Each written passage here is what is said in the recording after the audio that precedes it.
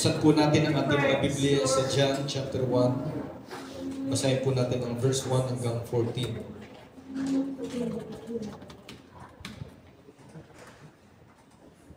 John chapter 1, reading from verse 1 up to verse 14. Nang pasimula siyang verbo, at ang verbo ay sumasa Diyos at ang verbo ay Diyos. Ito rin nang pasimula'y sumasa Diyos. Ang lahat ng mga bagay ay ginawa sa pamamagitan niya at alinman sa lahat ng ginawa ay hindi ginawa kung wala siya. Nasa kaniya ang buhay at ang buhay ay siyang ilaw ng mga tao. At ang ilaw ay lumiliwanag sa kadiliman at ito'y hindi napag-unawa ng kadiliman. Naparito ang isang tao na sugok mula sa Diyos na ang kaniyang pangalan ay Juan.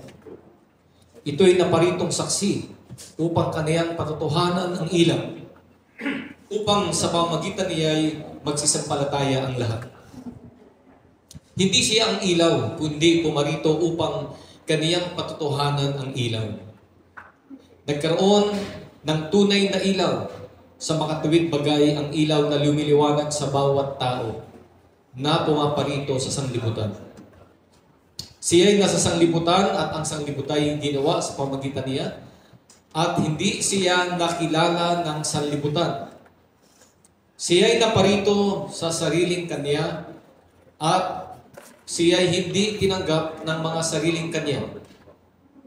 Datapwat ang lahat ng sa kanya ay nagsitanggap ay pinagkalooban niya sila ng karapatang maging mga anak ng Diyos. Sa makatuwid bagay ang mga nagsisampalataya sa kaniyang pangalan. Na mga ipinanganak na hindi sa dugo, ni sa kalooban ng laman, ni sa kalooban ng tao, kundi ng Diyos. Last verse. At nagkatawang-tawa ang verbo at tumaan sa gitna natin at nakita namin ang kaniyang kalawalatian gaya ng sabugtong ng Ama, napuspos ng biyaya at katotohanan. Nanalangin po tayo mga kapatid.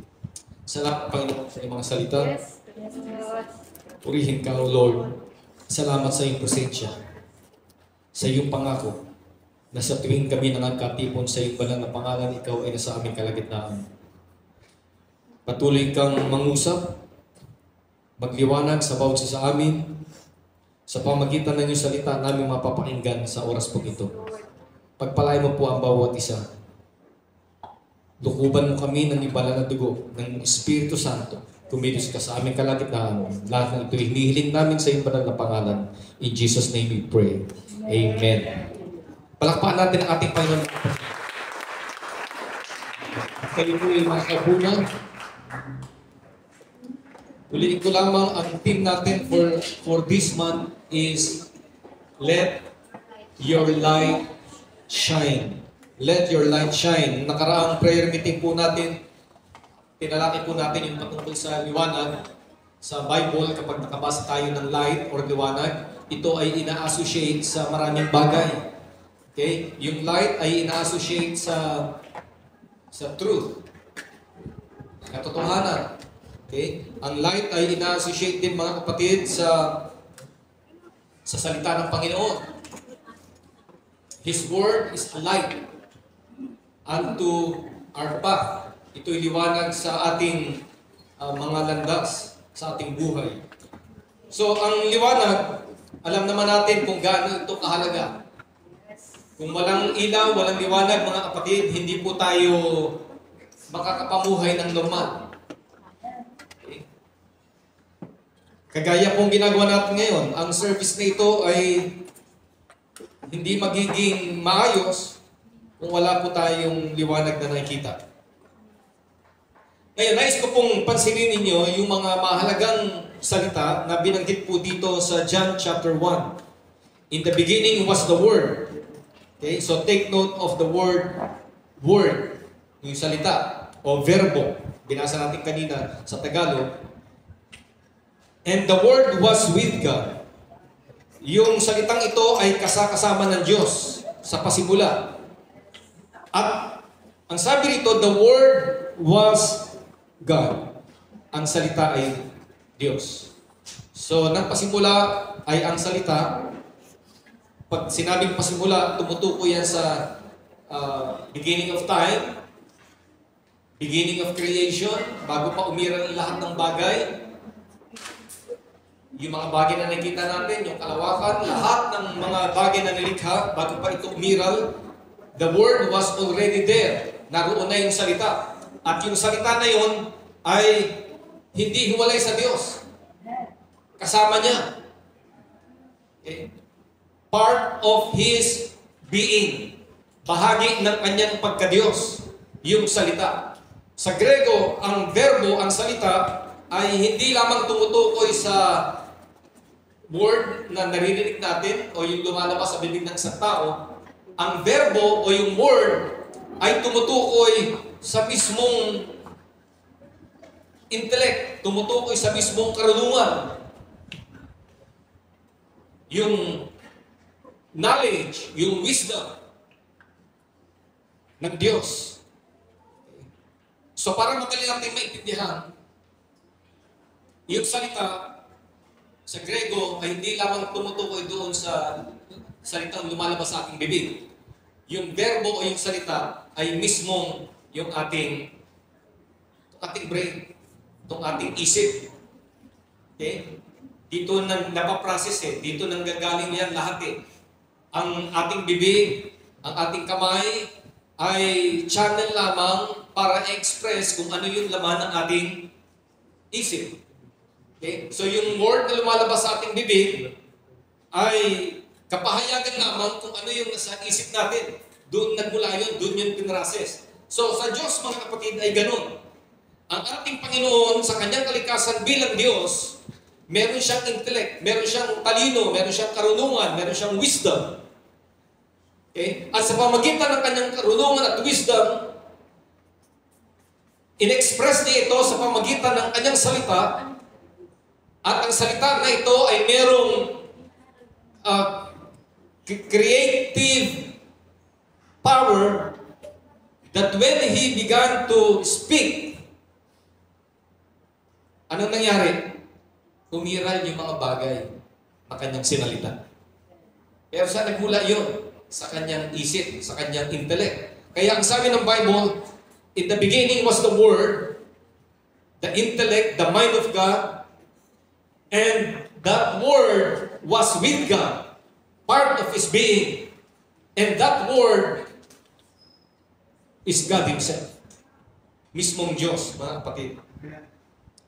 Ngayon, meron pong binabanggit dito, mga kapatid, sa the same chapter, sa verse 4, in Him, referring to the Word, referring to God, in Him was life.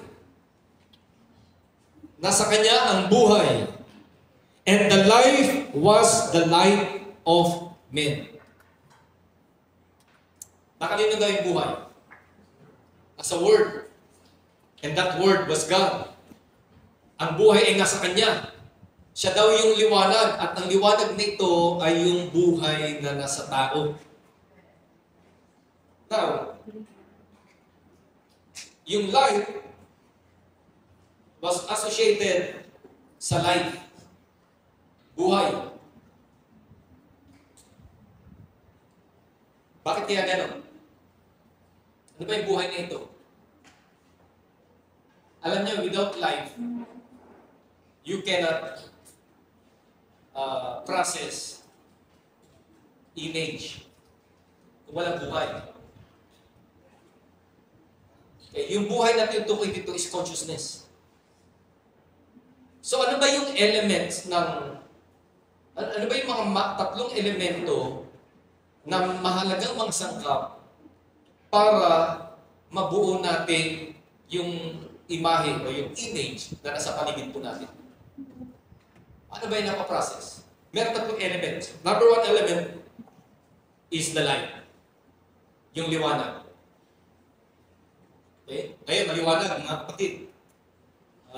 Kitang-kita natin yung mga bagay sa paligid po natin. Pero isa lamang yan sa elemento. kung bakit tayo ay nagkakaroon ng,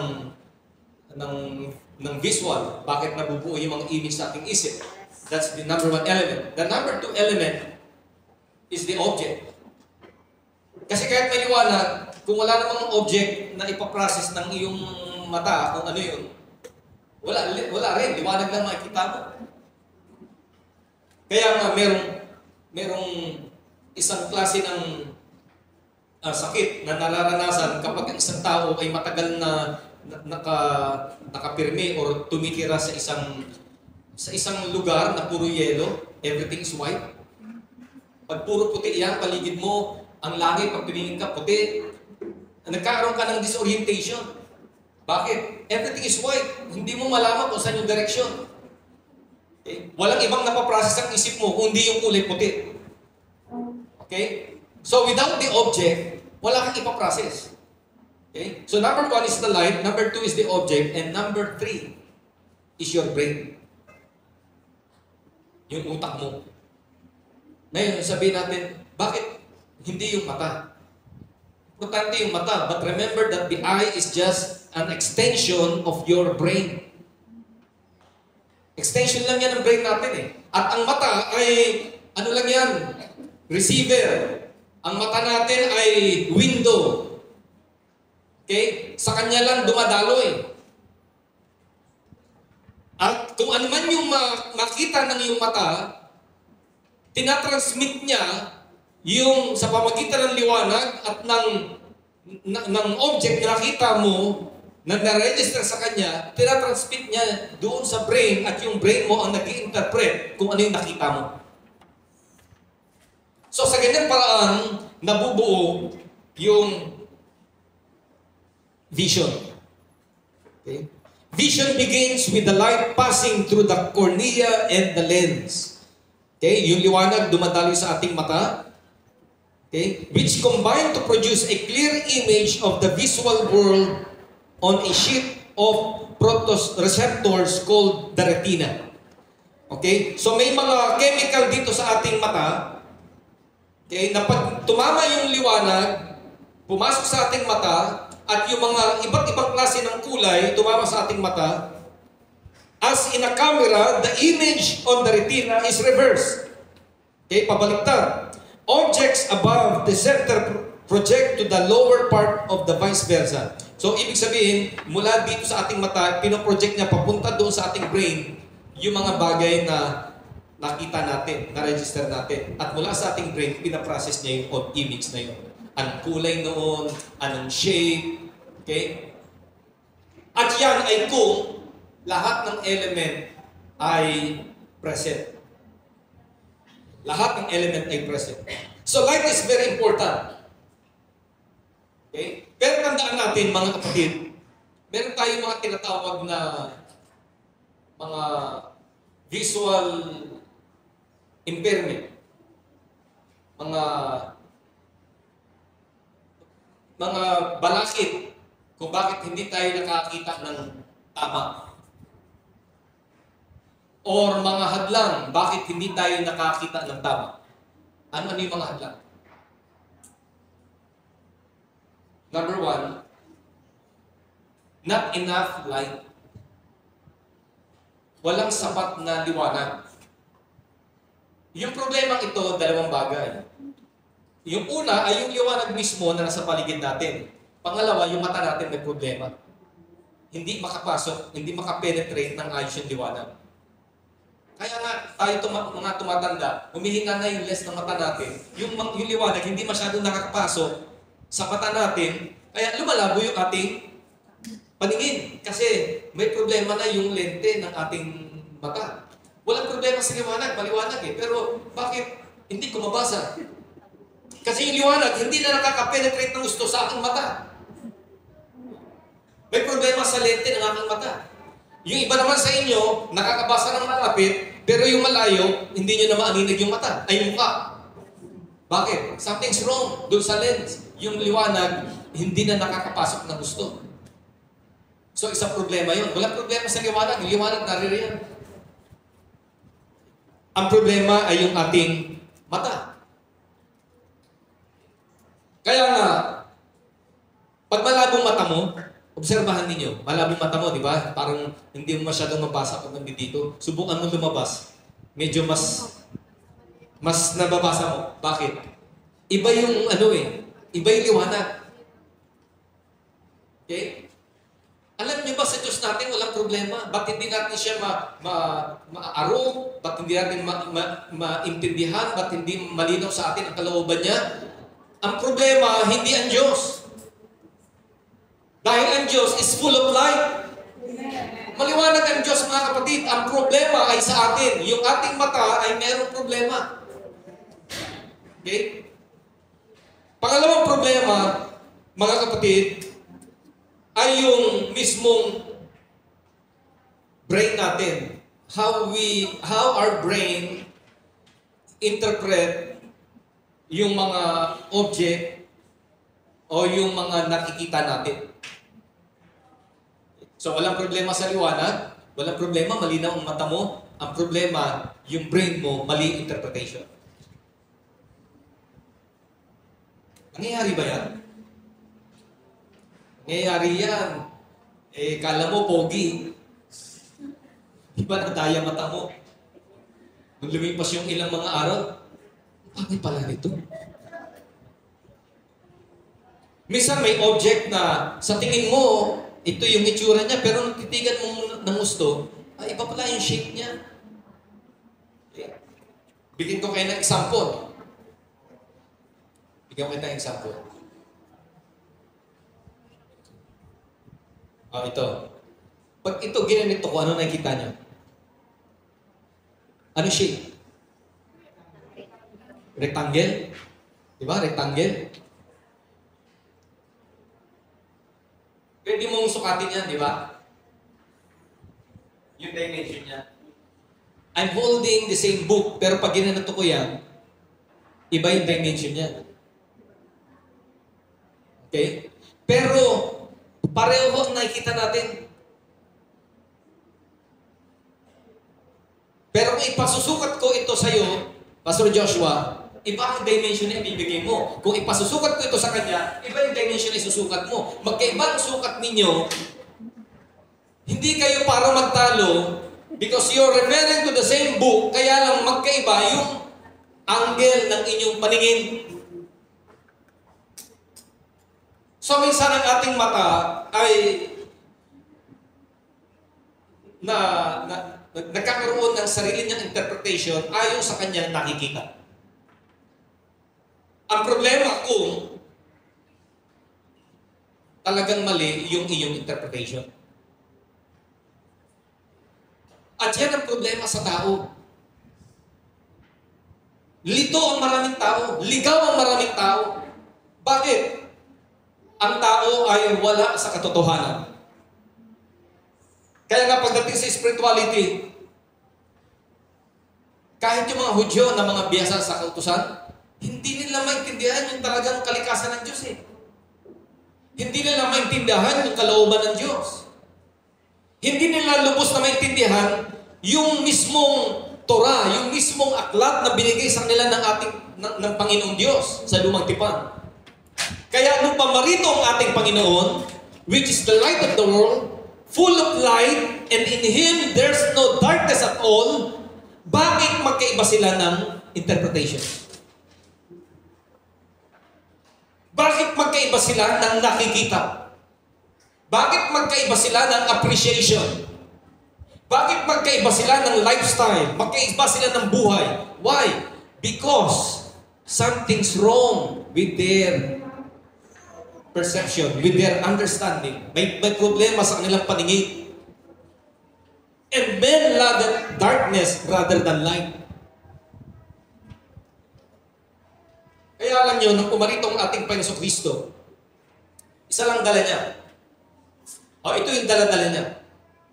Number one is the truth. Katotohanan. Full of grace and truth. And what is the truth? The truth is the Word of God.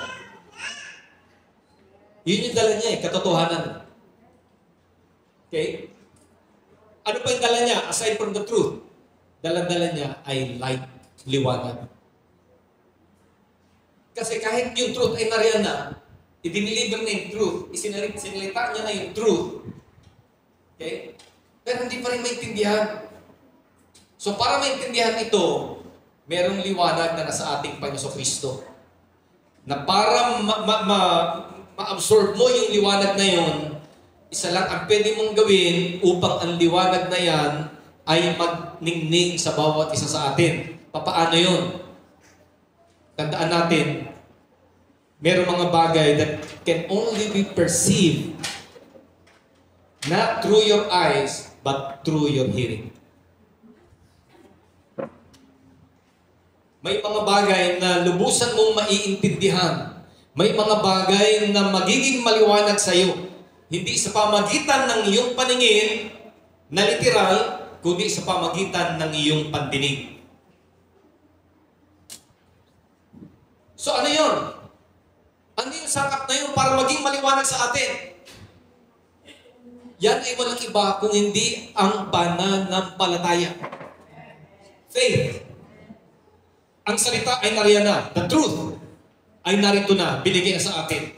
Ang problema, we cannot perceive the truth because of our unbelief. Pinangaral He is the Word of God, pero hindi sila naniwala. Kaya ano nangyari? Nasa kadiliman pa rin sila. At tandaan po natin ang sinasabi ng Biblia sa 2 Corinthians chapter 4, verse 4, in whom the God of this world had blinded the minds of them which believe not. Binulag ng Diyos ng sanlibutan ito ang paningin ng mga taong hindi nagsisampalataya, lest the light of the glorious gospel of Christ, who is the image of God, should shine in them. So para maging kapakipakinabang sa atin yung truth, yung salita ng Diyos. Anong dapat natin gawin? Dapat tayong manampalataya sa salita. At yung pananampalataya na yun ay magbibigay ng liwanag sa bawat isa sa atin. Pananampalataya. Nung nandito yung ating mga guest, nung nakaraang awaken, nagsisharing kami tungkol sa mga word ba, mga salita. Yung salita sa kanila, di ba, palabra. Doon natin kinuha yung palabra de uno. At mangha o kakaiba minsan yung mga peculiarity ng language na sa ibang lingwahe maiksi, pagdating salin sa iba mahaba. Kagaya ng faith. Yung faith, sabi niya, what is faith in Tagalog? Sabi ko, pananampalataya. Nagulat sila, ba't sobrang haba daw, mali daw yata yung pagkasalin. Pero meron bang salin na Tagalog sa pananampalataya? Ano pa ba? Paniniwala, mababaw yun Yung pananampalataya. Hindi yung pwedeng fixin Yun yun. Pero kahit sa ang lingwahe mo, isalin yan mga kapatid. Grego man yan, Hebreo, English man yan, o Espanyol man yan, yung meaning ng faith na yon ay tumutukoy saan? Tumutukoy saan yun? Receiving with meekness the engrafted word. Faith cometh by hearing, and hearing by the word of God. Ang pananampalataya, mga kapatid, hindi yan kung ano yung gusto mong paniwala. Ang pananampalataya, hindi yan subjective sa tao. Na kung ano yung sa'yo, ito pananampalataya ko, yan pananampalataya mo. Magkaiba tayo, pero pananampalataya rin ito. Hindi ho yung ganun. Ang pananampalataya, there's only one faith. At ang pananampalataya, merong definite article na the. Ano yun? Tiyak yun. Hindi yun suntok sa buwan, hindi yun kanya-kanya, hindi yun kung ano yung gusto mong paniwala. Ang faith ay tumutukoy sa isang bagay pag pinag-usapan natin ang Kristyanismo. At ang faith ay tumutukoy sa written word. Salita ng Diyos. Tumutukoy siya sa Bible. Kaya kung meron man tayong dapat sampalatayanan, ito yung salita ng Diyos. Kung meron tayong dapat tanggapin, ito yung salita ng Diyos. At kapag ginawa natin yan, mga kapatid, magiging malinaw sa atin ang kalooban ng Diyos. Magiging malinaw sa atin ang lahat ng bagay na ating ginagawa. Magiging malinaw sa atin ang paligid natin pagdating sa realm of the Spirit, pagdating sa realm of faith. Magiging malinaw sa atin if we have the Word of God and we put our trust and our faith in the written Word. Kaya, nung pumarito ang ating Panginoon, mga tao na sa kadiliman, may buhay nga, may mata nga, pero hindi nakakakita. Pero pag gano'n, may mata, hindi nakakita, may kamay, hindi nakakatangan. Sino yung gano'n? May paa, hindi makalakad. Ano yun? Di ba rebulto yun? Image.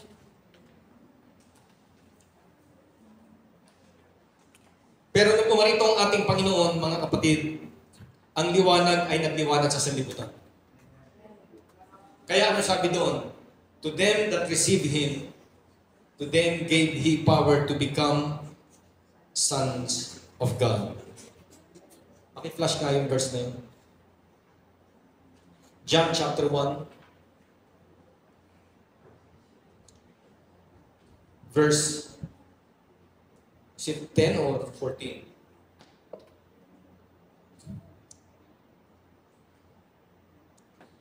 But as many as received Him, to them gave He power to become sons of God, even to them that believe on His name. Ngayon, ito po yung dapat nating tatandaan, mga kapatid. Ito yung dapat nating tandaan.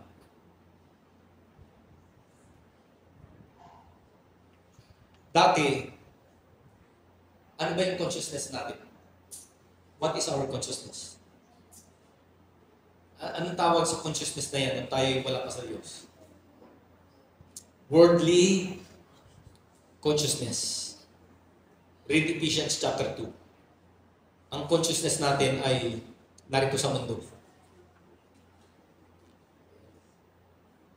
Bakit hindi natin mapagtanto? Bakit hindi natin makilala? Bakit hindi malinaw sa atin ang kalooban ng Diyos? Because our consciousness, ang ating kamalayan, ay nakasentro sa mundo. Marami tayong blind spot. May mga bagay na hindi natin nakikita, pero naririyan, pero hindi mo nakikita. Bakit? Because our consciousness ay nakafocus sa mundo. Okay? Alam niyo ibig sabihin ng blind spot? Di ba? Blind spot? Hindi ka naman bulag, pero bakit blind spot? Hindi mo napapansin. Okay? Kung driver ka, naintindihan mo yung blind spot. Di ba?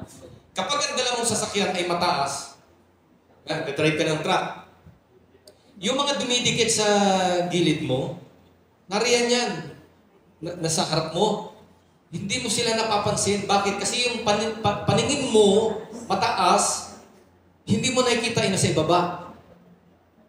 Kaya marami na aksidente because of blind spot. Okay?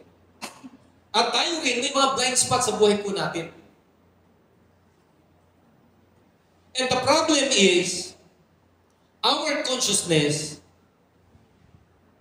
is focused only on physical and material things. The physical realm. Naroon yung consciousness natin. Naroon yung ating pananaw. At ang sinasabi sa atin ng Bible, to be carnally minded is death. Pag ang ating pananaw, ang ating paningin ay nakafocus lamang sa physical, sa material, ang patutunguhan nito ay kamatayan. Okay? Ang sabi ng Ephesians chapter 2, in time past, we walk according to the course of this world. And by nature, we are children of wrath. And we are dead in our trespasses and sin. Mapatay tayo. hindi natin naiintindihan yung kalooban ng Diyos. Hindi natin naiintindihan yung spiritual matters. Marami tayong blind spot. Hindi natin na-appreciate yung mga spiritual na bagay. And this is the reason why God sent forth His Son. Ito ang dahilan bakit sinugo ng Diyos ang kanyang bugtong na anak. Full of grace and truth. At pumarito siya bilang liwanag ng sanlibutan. Anong purpose? Para magdala ng liwanag sa bawat isa sa atin. Para akayin tayo sa liwanag. Yes, nakakita tayo. Yes, meron tayong consciousness, meron tayong desires, meron tayong kalooban, meron tayong talino. Pero, ang nature na ito is enmity against God. Diba? Yun yung ano natin, yung past natin, lumalaban ang ating sarili sa kalooban ng Diyos. Pero nung dumating ang ating Panginoon Kristo, which is full of grace and truth, and full of light, inakay tayo saan? Inakay tayo sa liwanag. At yung liwanag na yun ay sobrang liwanag na nakita mo kung ano ang katayuan mo sa harapan ng Diyos. Yung liwanag na yun ay napakaliwanag at nakita mo kung saan ka nakatayo.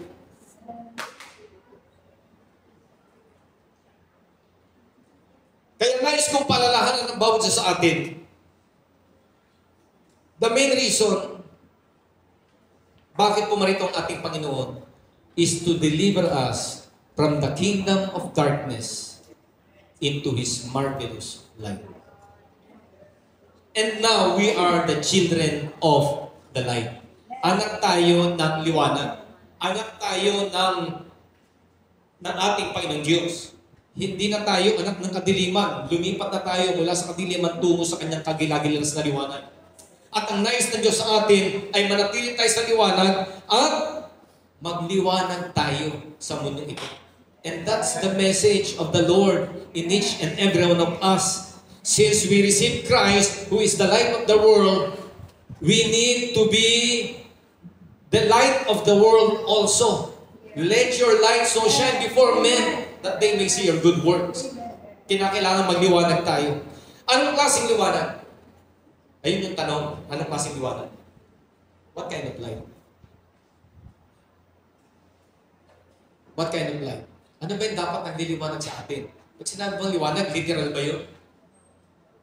Is it literal na may umiilaw sa ulo natin? Hindi literal yun. Ang ibig sabihin ng liwanag dyan, mga kapatid, is a change. What? Life. Buhay na binago.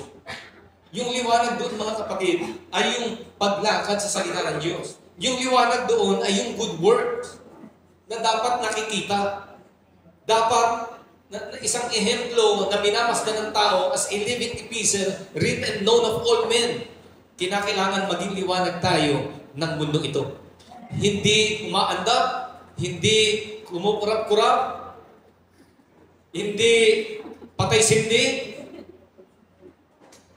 kundi liwanag na kahit saan magpunta, nagliliwanag. Ang tanong, anong klaseng liwanag? In a scale of 10, kasi merong mga switch ngayon na may dimmer, di ba?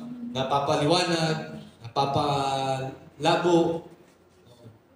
In a scale of 10, sa tingin mo, sa sarili mo, ano yung liwanag na nasa iyo? Paano ka nag-radiate sa mundong ito? In a scale of 10, is it 5? Pag 5, ano yan? Medyo hindi yan tatanggapin ng Panginoon kasi ayaw ng Panginoon ng 50-50. Pag 6, 7, okay din, pero ang gusto kasi ng Panginoon ay nagsya-shine. Diba? Nagliliwanag eh. Ang gusto ng Panginoon ay bright light. Liwanag na talagang kumikinang, nagniningning.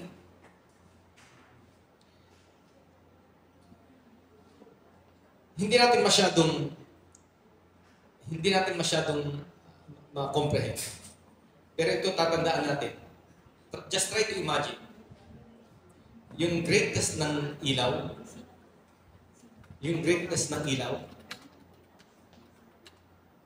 makikita mo, ma-appreciate mo yung kanyang ningning kapag sobrang dilim. Pasin niyo yan? Kasi itong mundo natin ngayon, everywhere, saan ka magpunta, maliban sa guba, sa bundok, merong merong mga liwanag na lalo pag gabi, may flashlight, merong mga ilaw sa poste.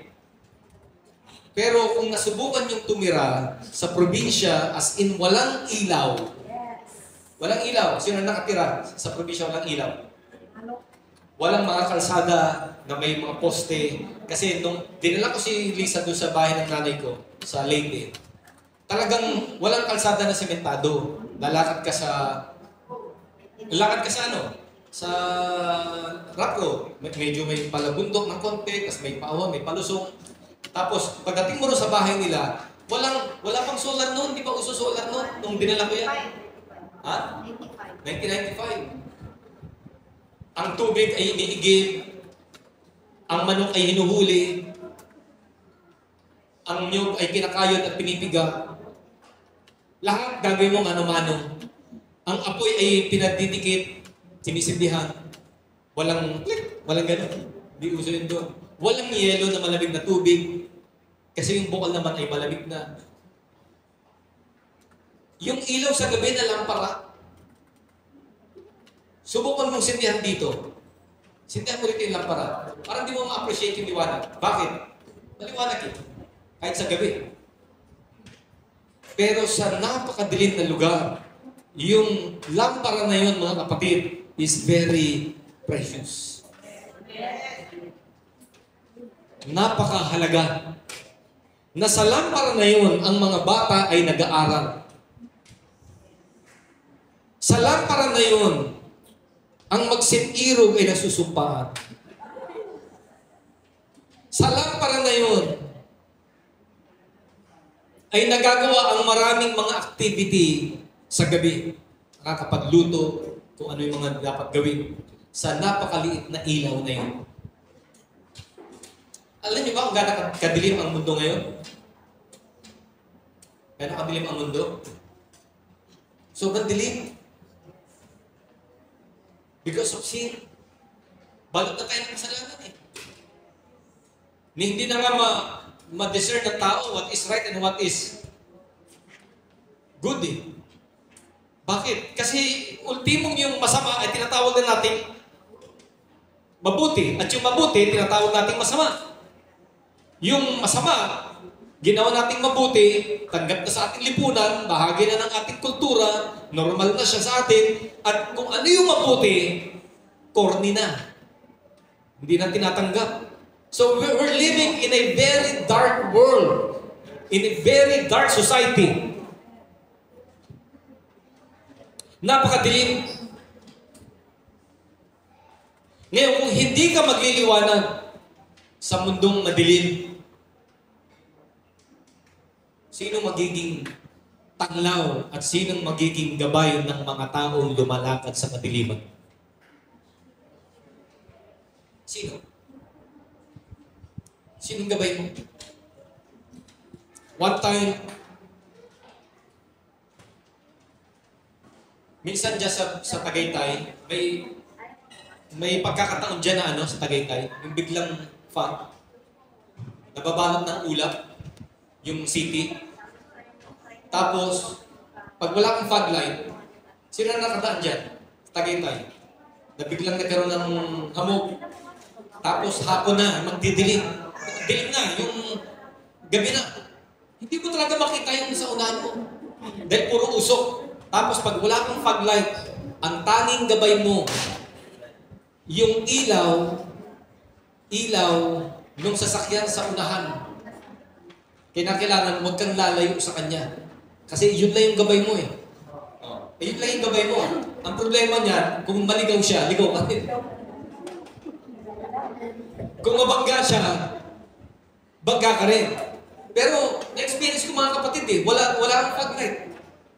Madilim na. Kahit lagyan mo ng ilaw, hindi mo makita yung nasa unahan. Kaya ang guide mo na lang, yung kulay pula ng ilaw, yung tail light na nasa likuran mo, nasa unahan mo. Ngayon ito, paano kung walang ilaw? Paano ka uusad? One time, nangyari sa amin, magkakasama kami, Pastor Rosel, Pastor Joey Abad, Pastor Tadeo, ako, punta kami ng Mindoro. Dala-dala namin yung AUV noon na ginagamit natin dati. Alam niyo naman sa Mindoro, noong time na yun, hindi pa ganun kaganda yung mga daan doon. Talagang as in liblib. Galing kami sa isang kusada. Nung pauwi na mga kapatid, nagkaroon ng short yung kuryente. Tapos may tumagas ng langis. Wala kaming ilaw. Yung dadaanan mo, Brad, isang way na gano'n, tapos magkabila ay medyo pababang gano'n, medyo bangin. Walang ilaw. Mabuti na lang, merong may dalang may flashlight. At hanggang makauwi kami doon sa bahay nila Pastorik, ang tanging tanglaw namin ay yung flashlight na yun. Pag pinatay mo yung flashlight, as in, wala ka talaga makikita. Kita nyo? Gano'ng kahalaga yung liwanag? Kapag walang ilaw, mapapahamak talaga tayo. Ngayon, sa mundong ito na napakadilim, punong-puno ng kasalanan. Kung hindi ka magliliwanag, mga magulang, sino ang tanglaw ng anak mo?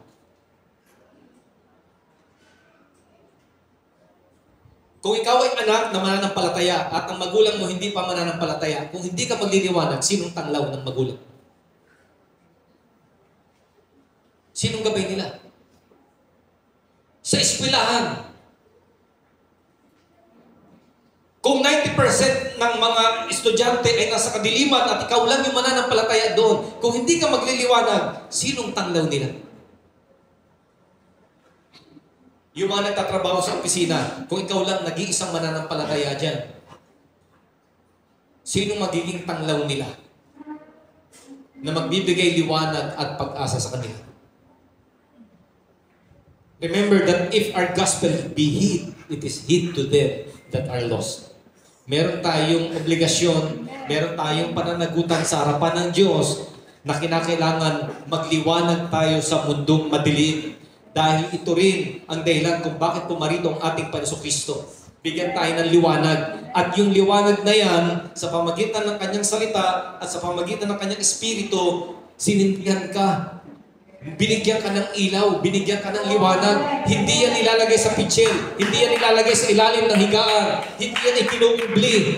Idinadala yan sa mataas na dako upang maging tanglaw sa maraming tao na namumuhay sa kadiliman. Let your light shine. Magliwanag po tayo mga kapatid. Ang kaaway, maraming gagawin yan. Gusto niya patayin yung liwanag na yan. Binubusan niya ng tubig yan eh. Kine-quench niya yan eh. Ayaw niya nag-iilaw ka eh. Pero tandaan niyo mga kapatid, tuloy lang. Tuloy lang. Yung mundo talagang ahatakin ka niya para mamatay yung liwanag mo. Dadalhin ka pa ilalim sa kadiliman. I-influensya ka upang matakpan yung liwanag mo. Pero hindi tayo magpapadaig. Tatayo tayo at magliliwanag sa mundo ito. Now, I will end in this saying. Light is not the wick of the candle. Ang ilaw, hindi yan yung mitya. Although mahalaga yung mitya. Mitya ba tawag yan? Ang ilaw, hindi yung mitya. It is the burning. Yung apoy. Kinakailangan nagbinigas na. Kinakailangan naglilihab yung ating apoy. Kaya sa parable ng Panginoon, merong 10 virgin, yung 5 wise, yung 5 foolish. Kapag ang langis ay talagang nauubos na, kahit saan naman eh, ultimo sasakyan eh, kapag naubos na yung langis o yung fuel, di ba? Pupuga-puga. Yung LPG natin, pag mauubos na, di ba? Maganon-ganon yung ilaw eh. Ang lampara ganun din, kapag naubos na yung langis, maandap-andap na siya.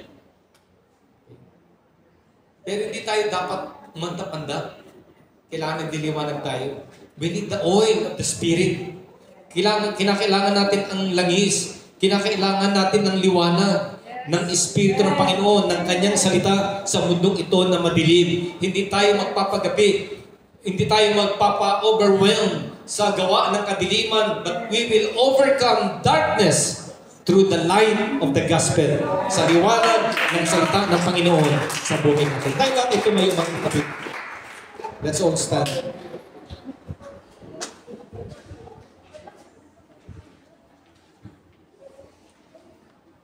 Ating pasalamatan, purihin ang ating Panginoon, mga kapatid. Pasalamatan po natin siya.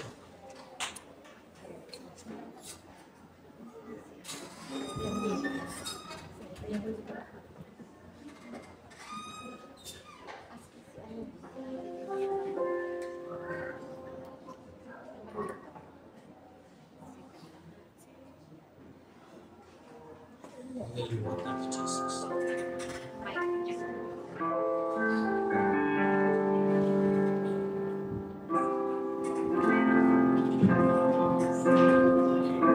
Ang kaaway, nais niyang i-quench yung liwanag mo. Nais niyang patayin yung alam ng iyong paglilingkod. Nais niyang patayin yung desire. Pero hindi tayo magpapadaig. Tayo magpapatuloy. Magpapatuloy na maglilingkod sa Panginoon, magpapatuloy na paggamit sa Kanya, magpapatuloy na tayo'y lalakad sa liwanag ng Kanyang salita. His word is a lamp and a light unto our path. Let us continue to serve the Lord. Let us continue to shine. Let your light shine. As we sing this song, let's honor the Lord and let's praise His name.